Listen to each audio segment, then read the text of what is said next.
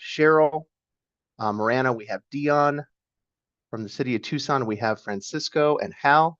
ADOT, we have Glenn. Let's see here, Josue from South Tucson.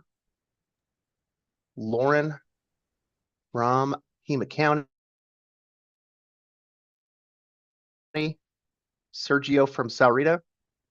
On the PAG side of the house, we have Brianne, Crystal, Jeff, Jesse, Richard Nassy, James Tokishi, and Zaboma. Did I miss anybody?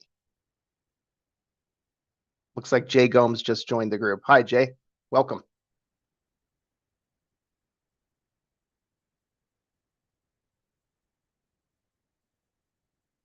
All right, doesn't sound like I missed anybody. Welcome, everyone. I'm obviously going to be filling in for Rick today, so the inmates have taken over the asylum just a little bit, so this will be fun. We're going to step through the presentations here in just a minute, but first we'll just talk about the in-kind reporting briefly. You've heard this before. This is basically, if you're paid with federal dollars, please let us know. We do collect your time for a in-kind match.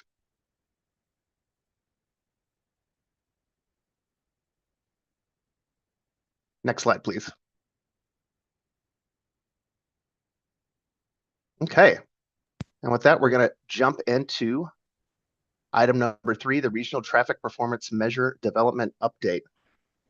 Hansu, are you on the call as well? There you are. Yes. Sorry if I missed you, Hansu. No worries. Hansu, are you going to present this morning? No, actually just Ryan, and Ryan is also just online, and he's going to just present, and actually the second project working together with the university and to develop the regional traffic performance measures, and using lots of just different sensor data and connected vehicle data. Fantastic. All right, thanks, Hansu. Ryan, take it away. Right. Good morning, everyone. Can everyone hear me? Yes. Okay. So let's see. Just looking for share. Oh, you should have slide control, Ryan. Ryan, you can see the zoom and on the left bottom, and you will see that like an arrow bar. Oh, okay. And you can click and then moving forward. Yep. Right. So yes, as Gabe and Kensu mentioned, so this was a project that PAG worked on in collaboration with the University of Arizona.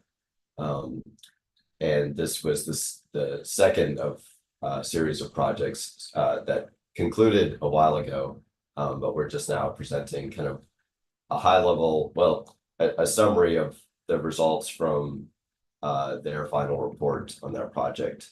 So the title is Region-Wide Traffic Performance Evaluation and Performance Measure Development Using Multi-Source Data.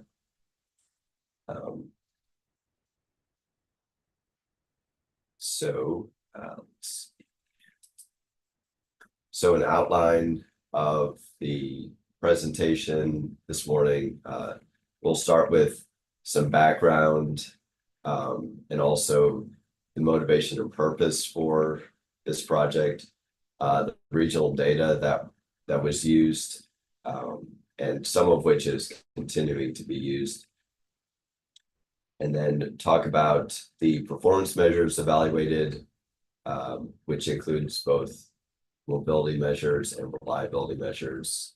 And there'll be results for the kind of sample results for a lot of it, because there's, you might say too much to present all at once. It makes sense to look at specific intersections for a lot of these.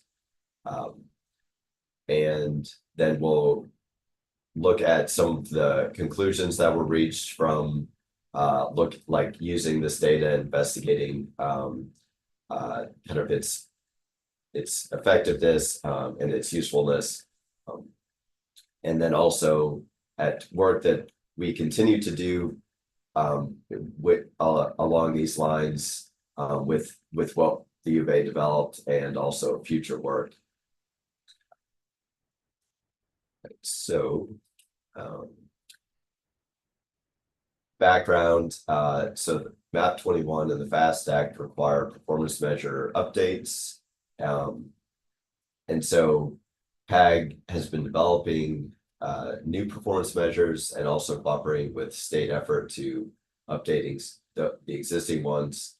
And the FHWA and FTA encourage MPOs to practice TSMO strategies. So there's quite a few acronyms. If you look at the bottom of the slide, there's kind of the explanation of what they are if you're not familiar with them.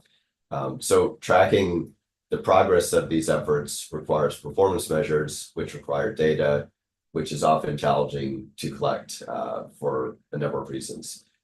But there's sensor and probe data that's generally available at a much lower cost and at many more locations that has been used in the past and is used in this project.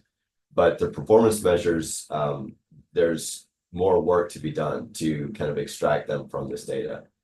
So the previous project, comparative analysis and integration of region-wide traffic data, demonstrated the value of both MyVision and MaxView event data from the existing sensors in the area and the feasibility of using this data. And so we're going to be looking at both of those data sources and also another one here. So questions for to motivate this discussion, also the project. So what data is currently available in the region? What performance measures can be developed from the MyVision sensor data, the MaxView and MyVision event data, and the third source, the Wejo probe vehicle data. And specifically, what processing is needed to ensure that the performance measures derived from the Wejo data are acceptable for use as ground truth data, and what acceptance criteria are appropriate to ensure accuracy of the performance measures estimated from the event data and the algorithm, which we'll get to in a few slides. And then how can the available data represent the regional traffic system mobility and reliability? Right, so Wejo data is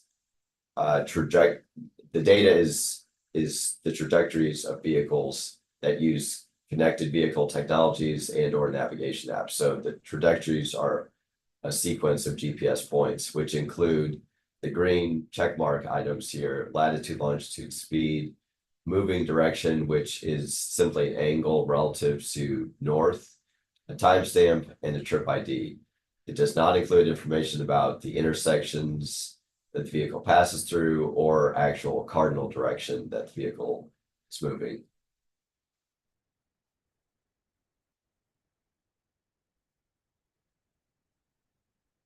Did I skip? No, okay, sorry, I thought maybe it's a student slide. So, a note here first about Wejo, that this data was procured in 2022. Wejo declared bankruptcy in May of 2023, but the data is considered still sound. It's just that it's not available from Wejo anymore. So there's a process for kind of taking these trajectories and getting useful information out of them. So cleaning and processing, filtering to just the points within 50 meters of major arterial, then looking at the intersections adjacent to the intersection of interest to further filter those points. Sometimes splitting trips into two based on the conditions listed here, and then getting the cardinal direction from the angle that was reported in, with each point. So these angles are essentially, you split, the 360-degree circle into 4 cardinal directions. So northbound is, remember, so 0 is directly north. So 45 degrees on either side of that is northbound. 45 degrees on either side of 90 degrees is eastbound. 45 degrees on either side of 180 is southbound, and westbound is for 270 degrees on both sides of that. And then these directions are what allow you to determine which movement the vehicle is doing at an intersection. And just to keep in mind that going through an intersection straight is still considered a turning movement. Right, so myovision is collected from detectors. So the through movements have presence and advanced detectors to cover all the lanes for that approach, all through lanes. And then the left turn movements have just the presence detectors, again, with one detector covering all the left turn lanes for each approach, or sorry, for that given approach. And so the presence detectors are longer loops and the advanced detectors are shorter loops. So here, there's a kind of image overlaid on, or sorry, a diagram overlaid on an image of a intersection in the area.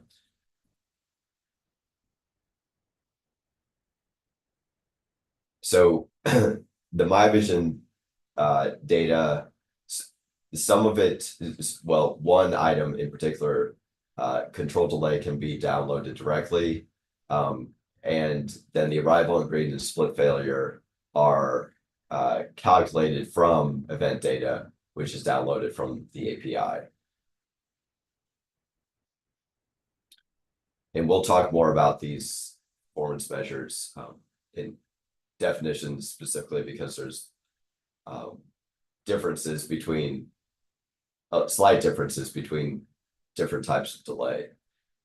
So the MaxView system is an ATMS that uses various events generated by signals and other infrastructure that controls the traffic. And so on major roads, there's an advanced detector that covers all through lanes, and then presence detectors for the left turn lanes.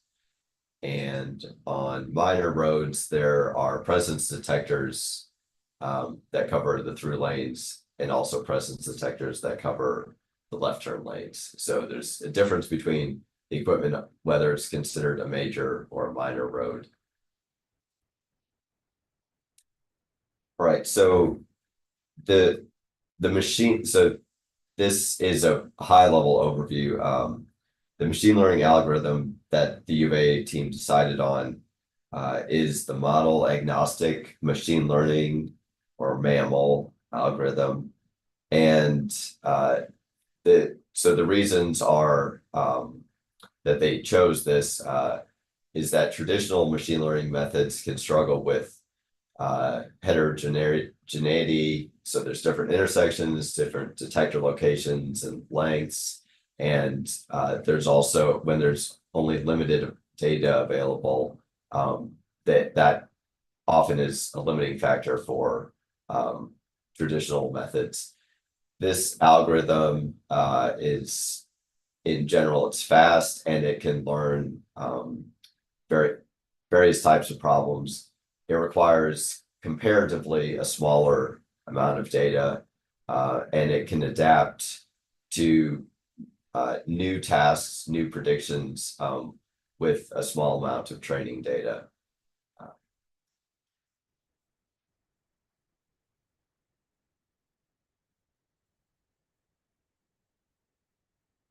So the input variables for this algorithm are as mentioned before, they're calculated from the event data. It's downloaded.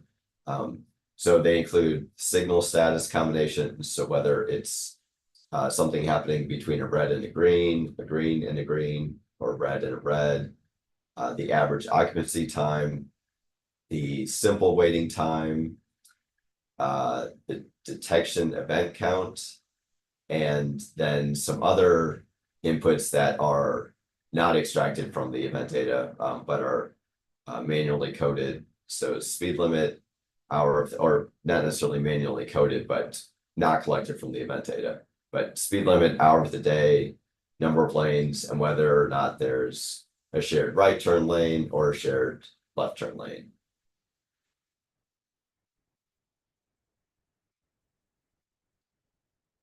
So the performance measures evaluated in this project were control delay and arrival on green. And then also the reliability measures were estimated for the control delay and the arrival on red. So arrival on red is basically the analog of arrival on green, but because of the way reliability measures are done, it makes sense to use the arrival on red percentage instead of the arrival on green percentage. So we'll get to that later. And then we do have some interesting results, encouraging results, I would say, for split failure. But there weren't acceptance criteria developed, and it's not included in regional performance measure estimation. But we will present some of the results, and I think you'll see why it's not why we kind of didn't decide, why we decided not to pursue like the acceptance criteria for that performance measure.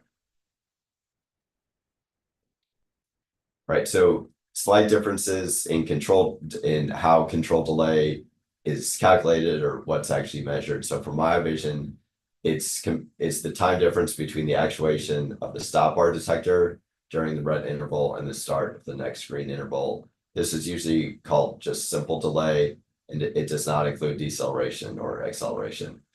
Whereas WeJo does include both of those as well as the actual simple delay. So deceleration, actual stop, and then acceleration, delay. It's the difference between the actual travel time and the free flow travel time, which that is considered to be the average speed of all vehicles passing through an intersection between 10 p.m. and 3 a.m. So not determined by just the posted speed limit. It's not general for all intersections. It's calculated specifically for each.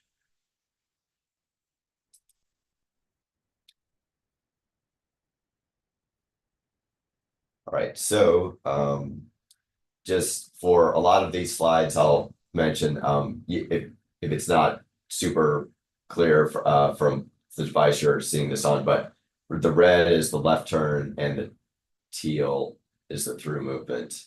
That's pretty consistent for the slides that have both movements. We will have some slides later that have only the through movement, and unfortunately on that slide, it's the red that's through, but it shouldn't be confusing because there's only one movement there. But so this is my vision simple delay for La Cholla and River.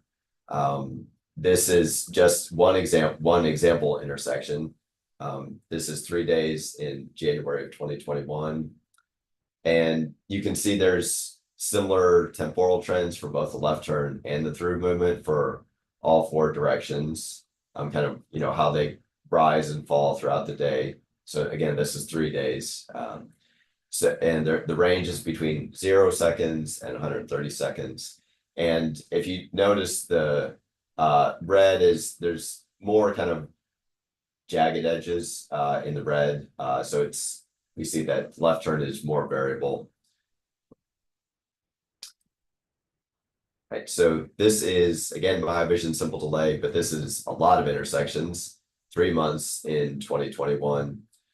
So this is by the hour of the day. And so for the early hours of the morning, we can say it's roughly a log normal distribution with a mean less than 5 seconds and a standard deviation less than 20 seconds. And then moving into the actual daytime, it's kind of a mixture of two distributions, likely because we've got like urban intersections with high delay and then non-urban intersections with very low delay mixed together. And then moving through like the evening and later into the night, we see both the mean and the standard deviation gradually decrease. So this is going from like the diagram here, the graph here goes from early morning at the bottom to late at night at the top.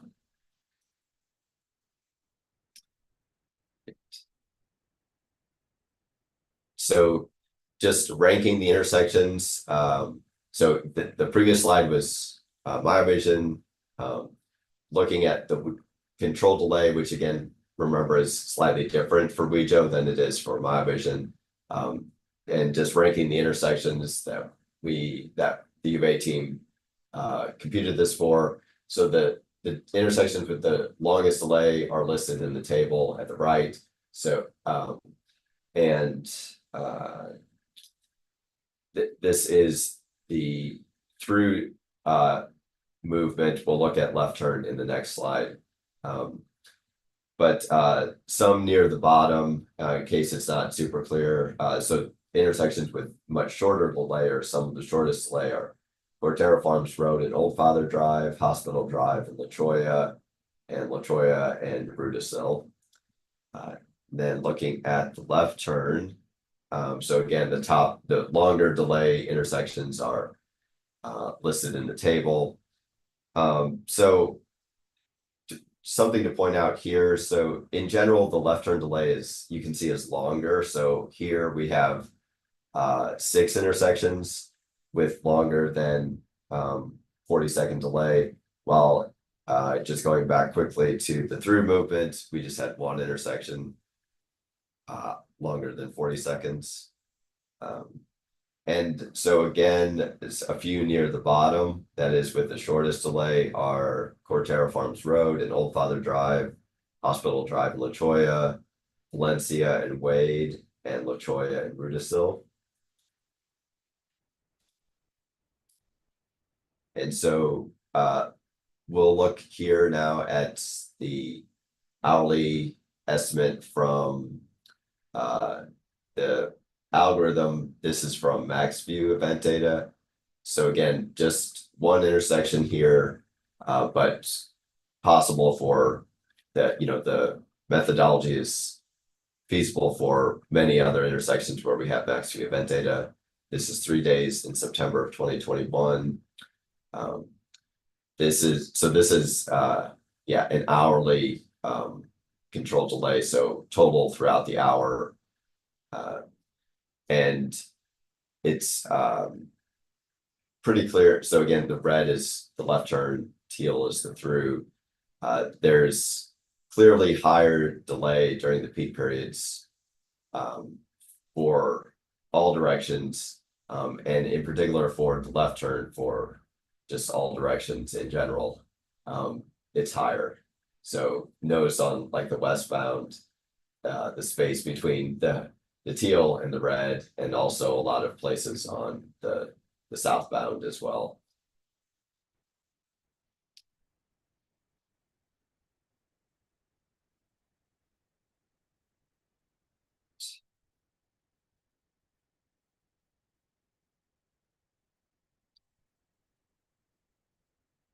Right, so this is same intersection. This is now all so an hourly delay, but it's averaged over all the days in September 2021. So due to the averaging, the trend is smoother, and the left turn delay is clearly higher during the AM and PM peaks, except for the eastbound. It's still higher, but not as noticeable. The through delay in all directions is more constant, but still noticeably higher during the PM peak, except for the westbound. So there's a little bit of a peak for the westbound, but not nearly as noticeable as the other directions. Again, so this is talking about the teal, and the PM peak is near the right of each of the graph. So the two columns of graphs. So that's like roughly 15 to 17 is we consider the PM peak.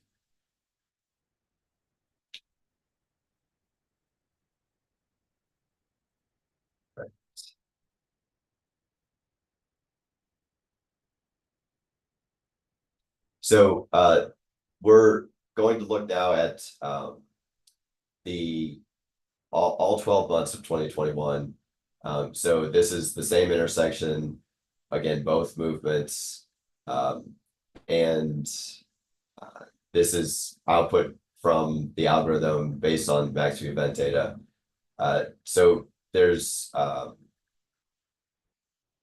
some patterns that we that we think are worth emphasizing. So it's noticeably lower delay for the left turn during the PM peak in June and July due to the UV's break. And so we'll see some other things that I'll point out as we go through these slides. So this is the southbound direction. So there's longer delay for the left turn throughout the day, especially during the PM peak.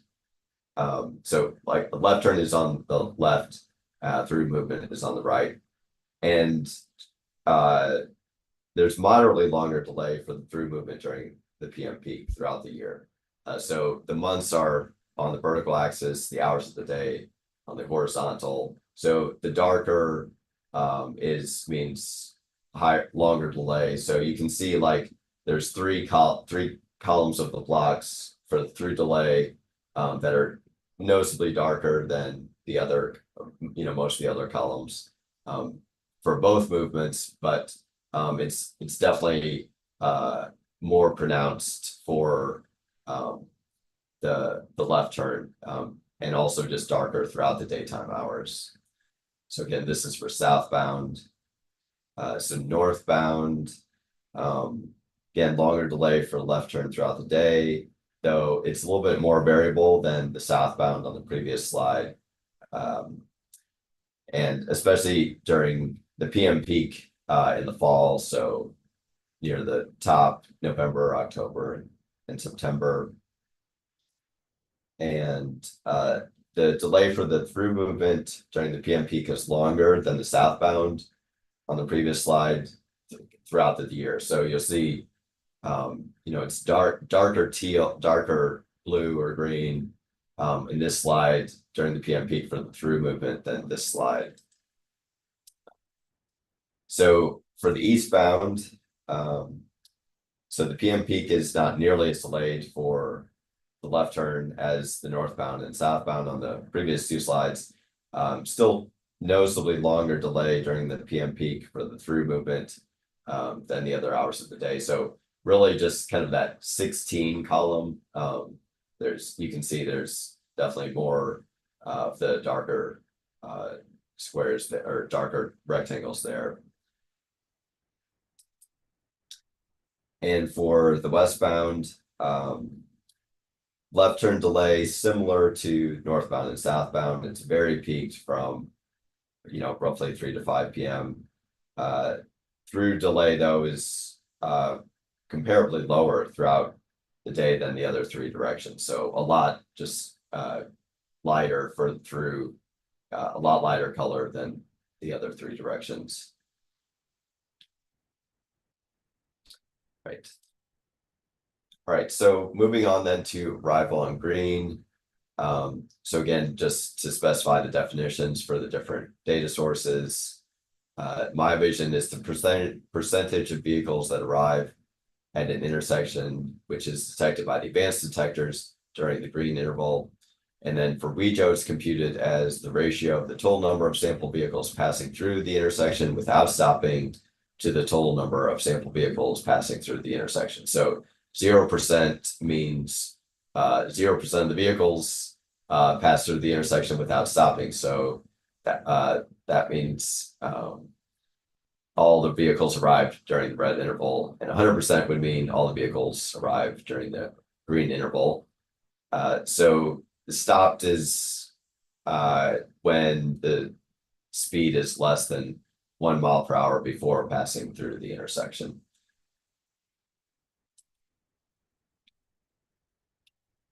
All right, so this is again just one intersection. This is my vision, arrival on green for La Cholla and River. And it's, so again, this is so the through movement is the only movement represented because this uses advanced detectors which are not installed for the left turn movement. This is 3 days in January of 2021. So eastbound, northbound, and southbound show pretty consistent 20 to 40% during the daytime. Westbound shows pretty high arrival on green all 3 days during the afternoon peak, likely due to the deliberate signal phasing to improve traffic flow in that direction. And the night is inconsistent. So northbound and southbound show low arrival on green on January 6th at 3 a.m., but much higher arrival on green on January 7th at 3 a.m. Right, so that was one intersection, and here we have lots of intersections. So this is arrival on green computed from the WeJo data. There's, hopefully the print is not too terribly small, but some of the intersections near the bottom with the lower arrival on green ratios, so represented by the darker purple or very dark purple in some cases. So some of those with the low arrival on green percentages, La Cañada and River, La Cholla and River, La Cholla and Ina, Ajo and Palo Verde, and Mission and Valencia.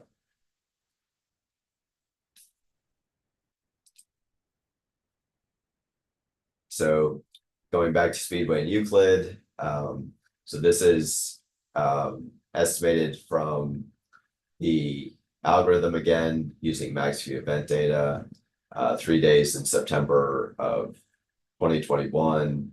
So there's clearly lower arrival on green during the peak periods, except for the southbound, which if you're familiar with the intersection, southbound just has much lower traffic volume.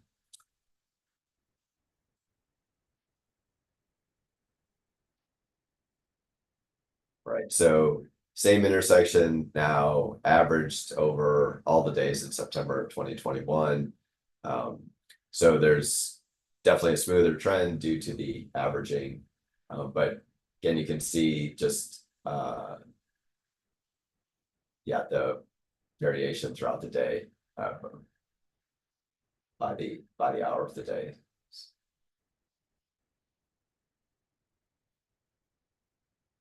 All right, so we'll look at now some charts or images like we looked at previously. So this is all 12 months of 2021 estimated by the algorithm. Excuse me. So this is the through movement of each of the approach directions at Speedway and Euclid. There's pretty consistent patterns for many hours of the day across different months, noticeably higher percentage during May, June, and July, especially during the PM peak. So again, this is arrival on green, so higher is better. As has been pointed out, so this is just an example, but the procedure, the methodology is valid for any other intersections where we have this event data. Right, so southbound, arrival on green, So notice that during the PM peak,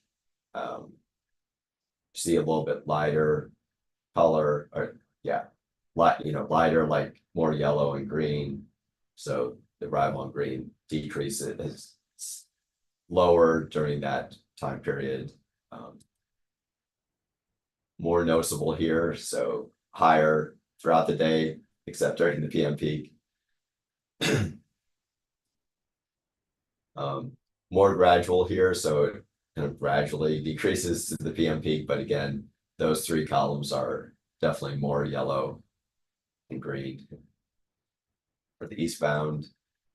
And then for the westbound, not nearly as noticeable during the PM peak.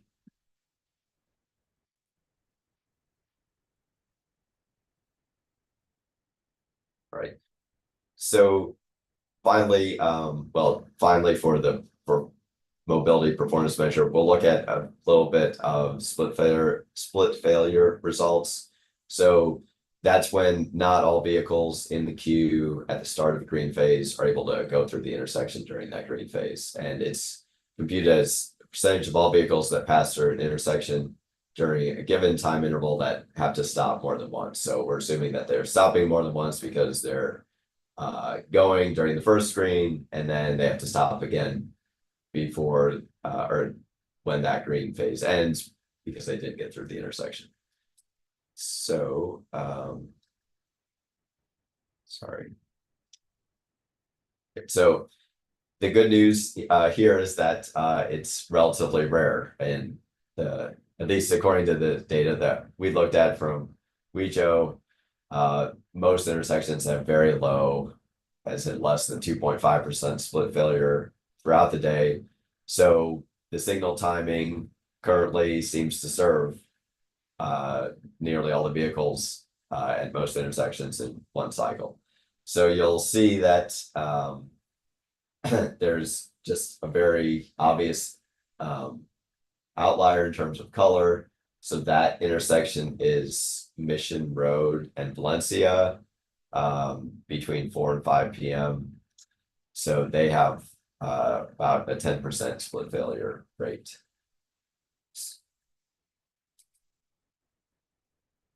All right, so now we'll look at some of the reliability performance measures that were developed for, or I guess I should say, were examined for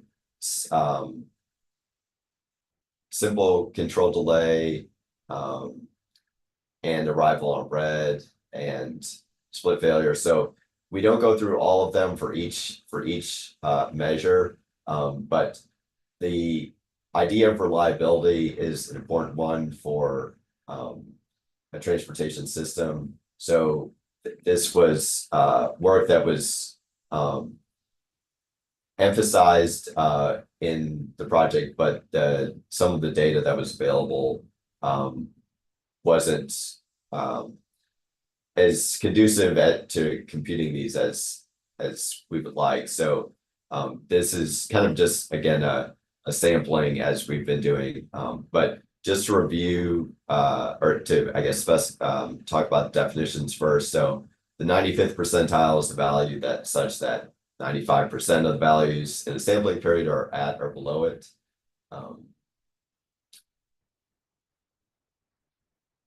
And the buffer is the difference between the 95th percentile value and the average value. And then the buffer index is the buffer divided by the average value.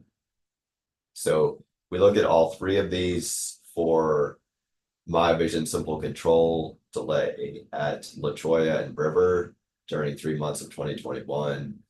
And we'll look at the buffer arrival on red for the same intersection time period, and then the 95th percentile and the buffer split failure for the same intersection time period. So notice for the arrival on red, we're just going to look at the buffer, not for all three of them, and for the split failure, just at the 95th percentile and the buffer.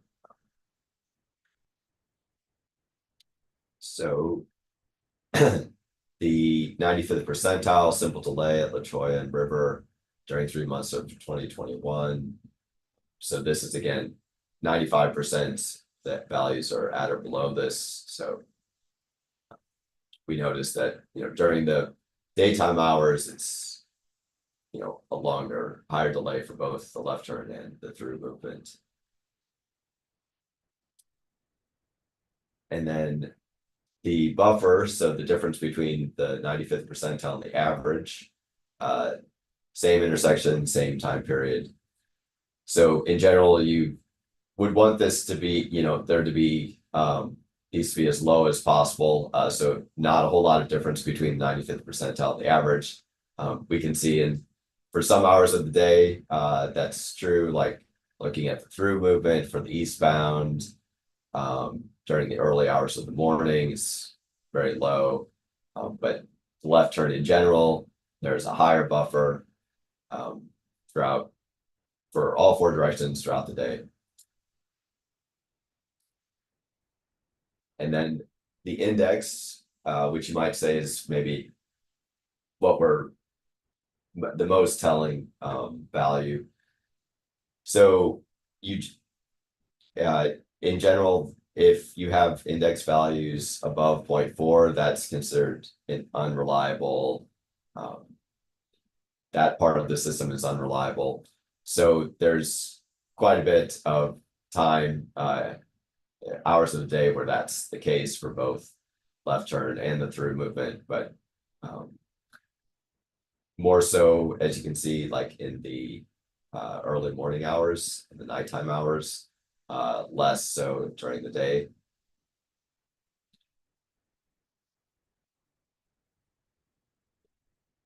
So this is the buffer arrival in red, same intersection and time period. So notice the difference between eastbound and westbound and northbound and southbound. So much higher buffer during the early morning hours for both northbound and southbound. Right, and then looking at the 95th percentile split failure. So since it's, well, yeah, it is 0% for most hours, especially for the through movement, which is good. And you can also see that the left turn is more reliable at night. So there's the red is spiked during the daytime hours, except for the eastbound. Not really, nothing going on for eastbound there.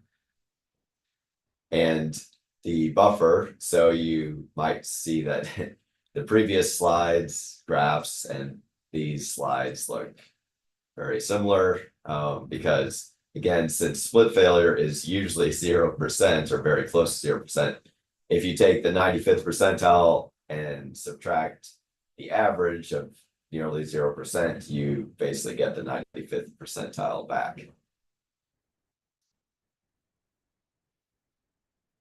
Right, so conclusions from this project. WeJo data with sufficient sample size can be used to derive accurate performance measures of control delay and arrival on green.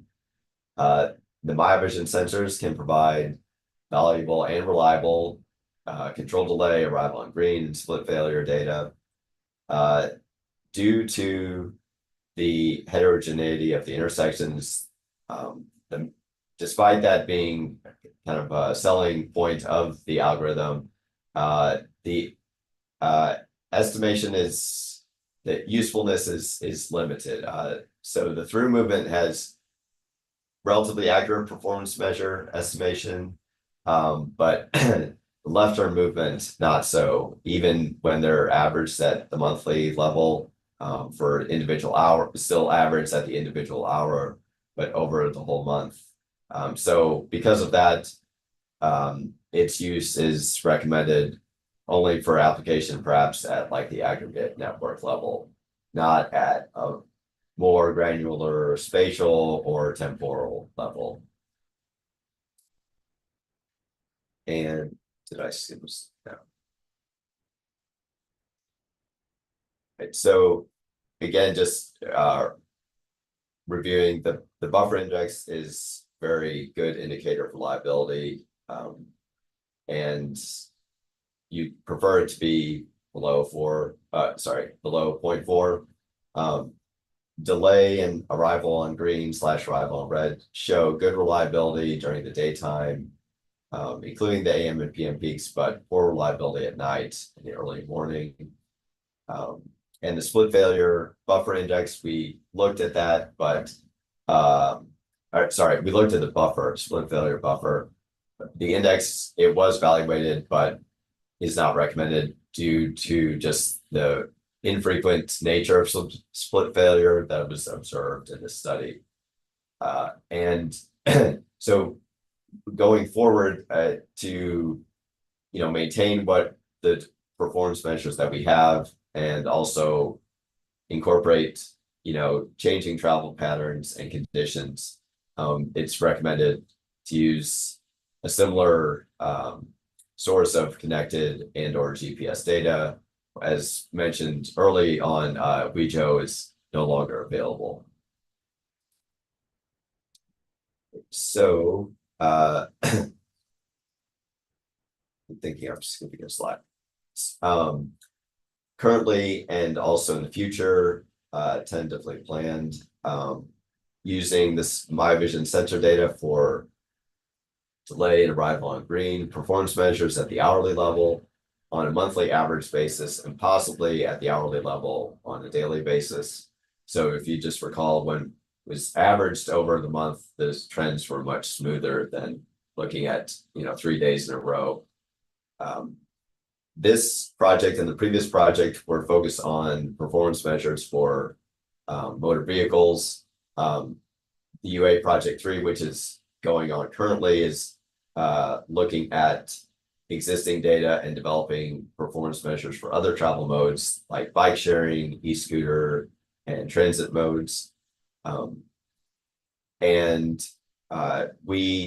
PAG develops, maintains, and updates performance measures like these and also others, but it's ongoing work not only for assessing how the transportation system is performing, but also for calibrating, validating, maintaining, and updating various models that we have. Right. I think that's all. So if there's questions, I will try to answer them. Thanks for bearing with me. I know it's a lot of slides. Yeah, thank you again, and this is actually just without your help and our jurisdictional partners, it's not doable. And so all the support and the MyVision data, the MaxV data, those actually just help a lot, and together with those and advanced and the new data, connected vehicle data. So again, just thank you so much and for your support. And then, as mentioned, just this is not just a small portion, not the whole, just a portion, and we want to just discuss. And so we have a new project, multimodal system, and as well as just this system and this model, and should be just improved. And project number 1, and that helped a lot. And estimating like a turning movement count, and also just there are some improvement in-house, and Dr. Xiaobo Ma actually working on and advanced just a new machine learning algorithm to just improve that product. And this project and outcomes as well, we'd like to just share as much as we can, and should be just the valuable just the outputs and together with you. Yeah, thank you. Thanks, Hansu. And Ryan, thank you. That's a fantastic presentation. Does anybody have any questions for Ryan or Hansu? Yeah, hey, Gabe, can you hear me? Yes, I can. Go ahead, James. Thank you. Yes, great presentation. Thank you for all the information. I'm curious, how was the control data calculated? Or control delay, rather. Sorry. There were a couple slides in there where you had control delay, so I was just curious how it was calculated. Yeah, so let me.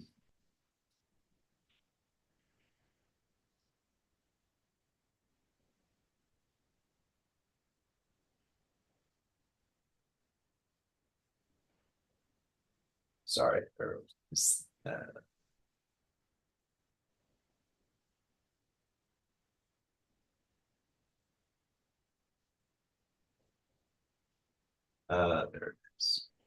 Okay.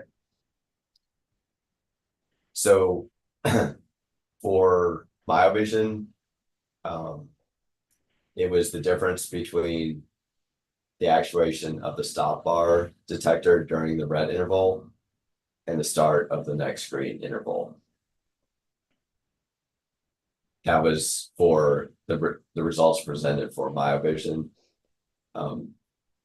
And that was so sorry, I should go back. So if you recall that there was some BioVision data that was calculated from event data. The simple control delay data is downloaded. The UVA team downloaded that directly from BioVision's traffic link portal. So that's not, there's not really work to be done. Like you just get the actual control delay from that traffic link. I can appreciate that. I think where I was gonna go with that was I'm curious to see how that compares to, say, synchro, if you were to actually calculate it using software with the turning movement counts. Oh, I see. Just to ensure it's either the same or if they're using different parameters, I guess. Okay. I'm not real familiar with synchro actually. Yeah, But maybe I can answer. okay. The My Vision data is addressed here is a usual and simply just used and developed and under just a track link provided. So, but the visual we developed and just using the actual just the data. And but if you want to kind of just compare and with just the control delay and the synchro model, then maybe I can suggest just compare it to and the visual data. And so, but and this is actually just based on our and the assumptions applied, and which may or may not be exactly just the same. You can see all those in the comparison under the report. How just we compare it in the visual data and also just the machine learning algorithm, the estimate and the control delay, and for the other, and especially for the area of City of Tucson, the max view, and because of my vision is not available. So those could be a kind of just and doable, like just visual data, my vision data compared, likely just if you have just any and control delay and estimated by just the synchro, and I think just it's doable, like comparing just visual data and the collected, and it depends on just the timing, and because of so far we collected data in 2022 more likely, and but data is not available, and or maybe if you have just additional data, we have some just a machine learning algorithm, and we can apply it, and that could be kind of just compare the how much different to each other or how close to each other. Thank you. Any other questions?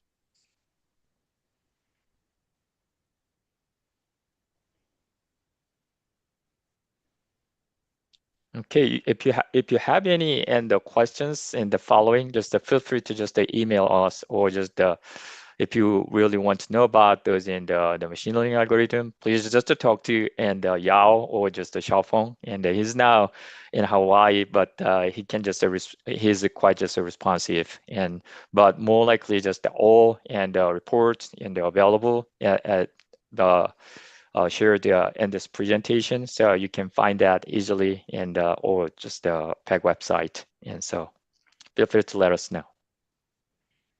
Thank you. Yeah, I'll just add one more thing. Since you mentioned Xiaofeng, definitely want to give Xiaofeng Li, who Hyunsu said is now at the University of Hawaii, but previously at the UVA, working with Dr. Wu. The major credit because he really is really just very professional about everything and did so much hard work for both the first project and this project as well. So Xiaofeng is yeah, a fountain of knowledge. So Great. Well, thanks, guys. Nicely done. Moving on, we'll get into the PAG safety activities update. I'll give you a brief update on first with RSAs, road safety assessments. Next week, we'll be working with FHWA and the National Park Service. I've been invited to go participate in a road safety assessment that they're performing there, Saguaro National Park West. That's been an ongoing effort that we've been involved in the last couple months, but we'll be actually out in the field doing some observations and then getting into the meat of it next week and the week after. We've been working with our partners over at ADOT on securing additional funding. We have twice gone to get HSIP funding since the inception of the program in 20. This is the third time we're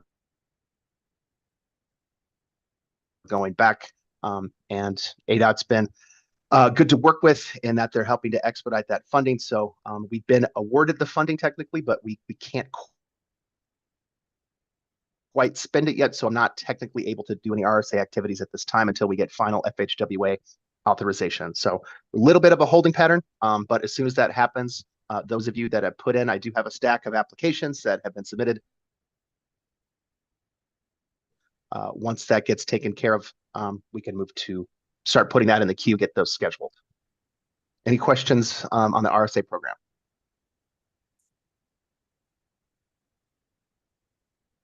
Okay, hearing none. I did send out an email, so most of you should have been copied on that, but the 2023 crash data has been downloaded, scrubbed, and uploaded to Safety Explorer. So that is currently available and into our 5-year window of crash data analysis. So if you've been waiting for that, it is here. Feel free to log in and take a look and do any additional analyses that you need to do for your jurisdiction. And lastly, we're currently awaiting from ADOT an HSIP awards announcement that hasn't been finalized yet. But as soon as we know anything, we'll definitely pass that along to the group. Any questions on safety activities for me?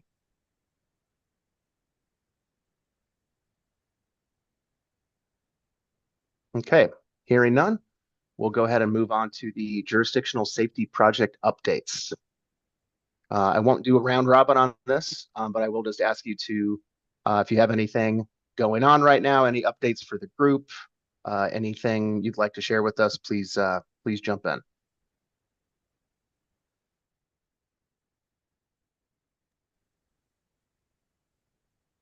Lauren, I see your hand. Go ahead. Yeah, thank you. I'm happy to provide an update on our Safe Streets for All action plan development. So the consultant Burgess and NIPL was provided the notice to proceed on August 1st. And just some brief updates on some action items that have occurred since that time. One is data acquisition from the partner jurisdictions. We appreciate the collaboration on this item. We're hoping to gain an understanding of what is existing and viewable from a data perspective to leverage for the action plan development, including associated shape files or open data portal links if those are available.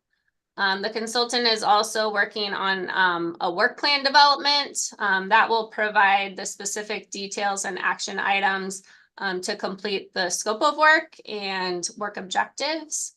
For the community engagement plan, discussion will be upcoming to get an understanding of the desired roles, staff availability, resources for the outreach. And the SS4A kickoff meeting, we're hoping to get that scheduled for the first week of October. So I'll be sending out a scheduling poll either tomorrow or early next week to determine staff availability for the partner jurisdictions for attendance to hopefully get that moving and see if those timeframes will work. So that's what I have to update. Thank you, Lauren.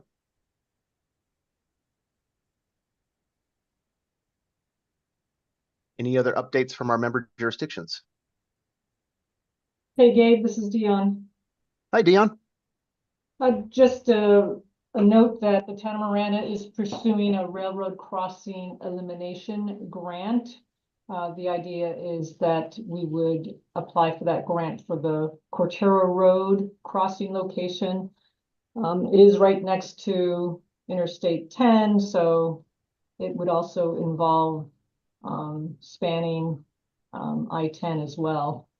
The deadline on that, I think it's something like September 25th. Don't quote me on that, but it's that same week. So we're coming up on that deadline pretty quickly. Now, Dion, is that a direct recipient grant? Is that through the feds, or do you have to go through ADOT on that? Or what's the process, if you don't mind sharing? I'm not directly the one applying for the grant. Heidi Lasham is doing that from the CIP group. But my understanding is that we can Okay. direct recipients. Okay. Fantastic. Thanks, Dion. Any other updates from the group?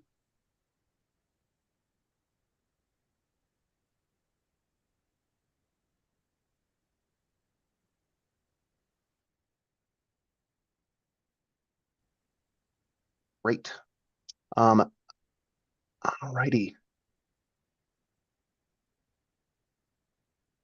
Moving on. We need to get some member jurisdiction updates on the automated transportation management system, MaxView, and Kinetics.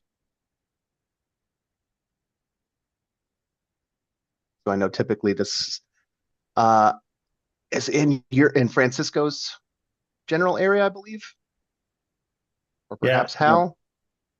I don't have too much to add.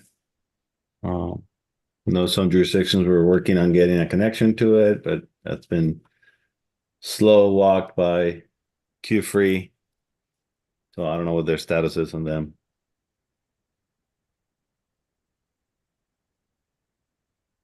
Hey, Dion.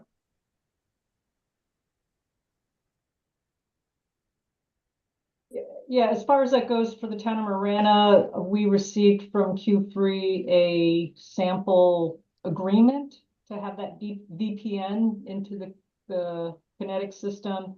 The IT department is currently reviewing that agreement. And once they sign off on it, then I will ask for a version that mentions the town of Marana so I can share it with our legal department.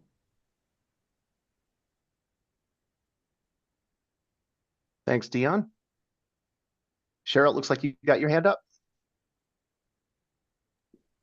Yeah, so I know we have most of our intersections online. We're able to view them and everything like that, and that's going well. We also have a town project where we've added some cameras to intersections, and so we're getting those online also.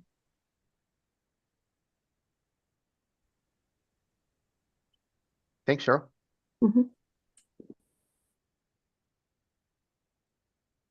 Anybody else?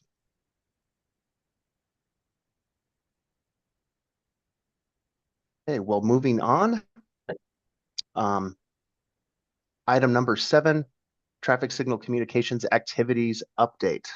I will open that up for jurisdictional member updates on this item. City of Tucson has no updates. We got our stuff working.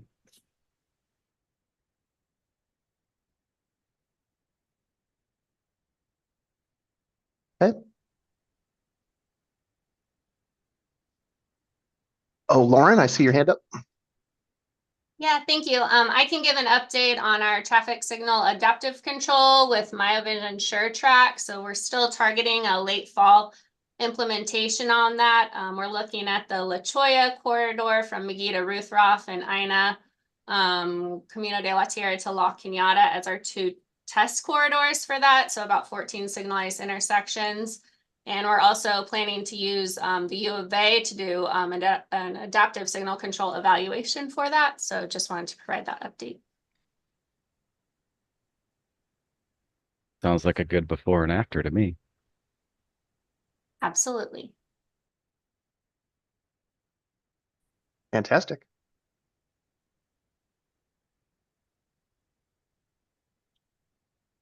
Cheryl, your hand is that still up? Did you have something to add? No, I just wanted to add, the Oro Valley is also looking at the adaptive. We haven't had any of it installed yet, but we're currently working with Vision to get that on the La Cañada and Tangerine corridors, and to see how it works for us. Fantastic. So are you viewing this more as a pilot at this point? Yeah, just kind of a pilot, kind of just trying it out. We got some funding again with the cameras that we're adding in. There was some additional funding, so we're going to try that adaptive a little bit and see how it works. Great, thank you for that.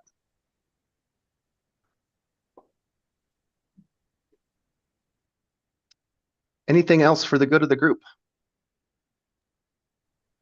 Yeah, hey Gabe, this is Jay. Hey Jay, go ahead. So currently I've requested a couple of IGA, MMA type documents from Phoenix to work through with the city of Tucson and the town of Marana. As far as getting those agreements updated for connections through the I-10 trunk line. So hopefully Dion and Francisco will be seeing those soon. You know, we have comm to all the signals in the region. I guess we do have upcoming work on our I-10 Ineta Ruthroff project that's more than likely 100% going to affect both town and city connectivity. And so I'll work with them to make sure they're at least aware of it. And then we have the upcoming I-10 Keynote Country Club project, which is a CMAR design build. So we, gave parameters to Sunt, and as I get designs, I will try to coordinate with those that are involved. Most likely City of Tucson and Pima County. So I think that's all I got for them. Thanks, Jay. Dion, did you have something to add? Well, it's not about traffic signal communications, but I don't see another item on the agenda. I wanted to ask about the supplement, the Arizona supplement to the MUTCD in progress on the state level for accomplishing that. Yeah, Sure. we're oh, sorry, go ahead, Jay. No, that's all you, Gabe. You might have more than I do. You probably have fresher information than I do. Well, I don't really have that much. We've been in communication with the ADOT PM, who is tackling this. We're supposed to have some updates in later September, early October. As I reported back to the group earlier this year, ADOT's moving on a pretty ambitious schedule. So their timeline is fairly ambitious, and they're looking to have something finalized later this year or earlier in 2025. They have assured me that they're going to be reaching out to all member jurisdictions to get comments on the manual. So as far as I know, we're in a holding pattern, but Jay, maybe Sure. you know more information than I. So from my side, I mean, I'm a part of that committee. So yeah, I'm awaiting to get something draft sent over for review. If you do have comments or want something to be pushed into the supplement, by all means, that should be done now. For an example, there was discussion about the use of green delineators for bike lanes, because I think Mesa and maybe Peoria, I don't know, there's another city up in Phoenix, the Phoenix metro area that are using green delineators. I know we all use the green pavement markings. And so ADOT's designated green for snowplow markers. But I think in the supplement, we're gonna say, hey, it's, it's allowable. So there'll be definitely be changes and additions to the supplement. So yeah, I don't want you guys to sit around and wait if you want a change to occur. I have one in mind. May I run it by you real quick? Is this the appropriate venue to do that? No It's fine objection. from my standpoint, if it's okay with Jay. It's your meeting. Go for it. Apparently, and of course, it's hard because we don't know the full scope of the METCD, the 11th edition, but apparently there's a should statement under pavement markings that say that the two-way left turn lane pattern should not be extended to an intersection, which would require therefore the full, channel bar, white stripe, gap, that whole thing. And I think the city of Tucson would probably be the most affected by this change. And it's not like it's a big deal, I think, the first time, but in terms of maintenance, to constantly having to make that change when you're maintaining your striping. And it doesn't seem to me that it's such a big deal to have that two-way left turn lane striping up to an intersection. Is this something that the committee could look at, maybe giving us a pass in the supplement?